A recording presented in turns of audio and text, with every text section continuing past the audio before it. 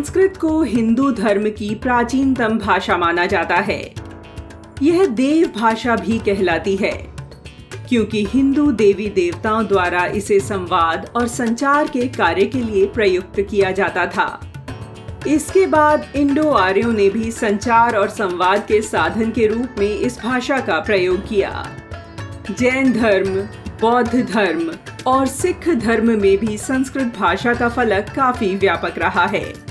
संस्कृत उपसर्ग सम अर्थात सम्यक के संयोजन से बना है, जो संपूर्ण को इंगित करता है, और कृत जो पूर्ण को इंगित करता है।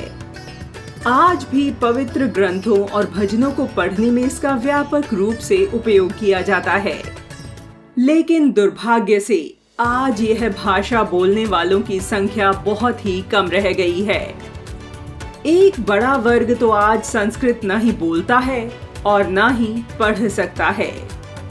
लेकिन भारत में ही कई ऐसे क्षेत्र हैं जहां संस्कृत बोलने वालों की संख्या एक दो नहीं, पूरा का पूरा गांव ही है। यहाँ हर कोई संस्कृत में ही बात करता है। जी हाँ, हम बात कर रहे हैं कर्नाटक के मत्तुरु गांव की। इस गांव के आसपास के लोग कन्नड़ बोलते हैं, लेकिन इस गांव का क्या बूढ़ा क्या बच्चा सभी फर्राटेदार संस्कृत बोलते हैं। कर्नाटक के हरे भरे शिमोगा जिले में बसा मत्तुरु 12 मासी तुंगा नदी के तट पर बसा एक छोटा सा गांव है।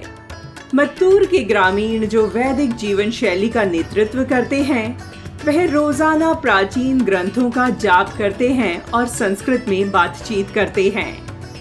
मत्तुरु गांव कर्नाटक से 300 किलोमीटर दूर तुंग नदी के किनारे बसा है। 2011 की जनगणना के अनुसार इस गांव की आबादी कुल 3000 है। गांव के बारे में दिलचस्प तथ्य यह है कि इसे भारत का अंतिम संस्कृत भाषी गांव कहा जाता है। यहाँ का हर शख्स संस्कृत से अच्छी तरह परिचित है। यहाँ तक कि दीवारों पर भित्ति चित्र भी संस्कृत में लिखे गए हैं।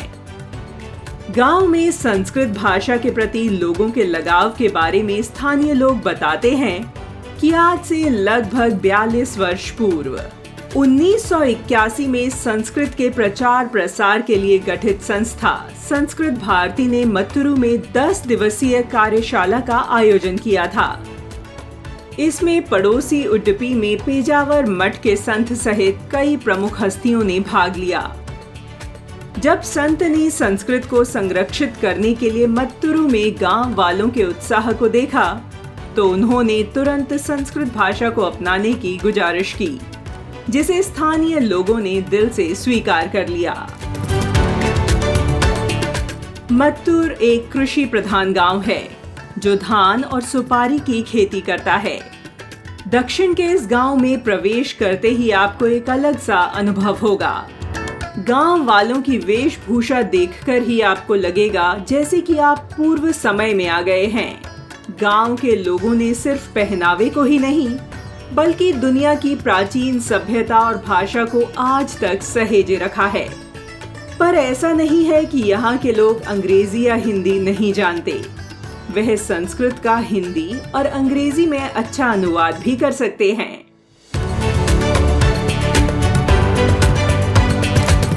देश की धरोहरों की पौराणिक ऐतिहासिक यात्रा के लिए माटी की विरासत देखते रहिए। इस तरह की विशाल जानकारी वाले वीडियो को लोगों के साथ शेयर कीजिए। हमारे चैनल को सब्सक्राइब और लाइक कीजिए।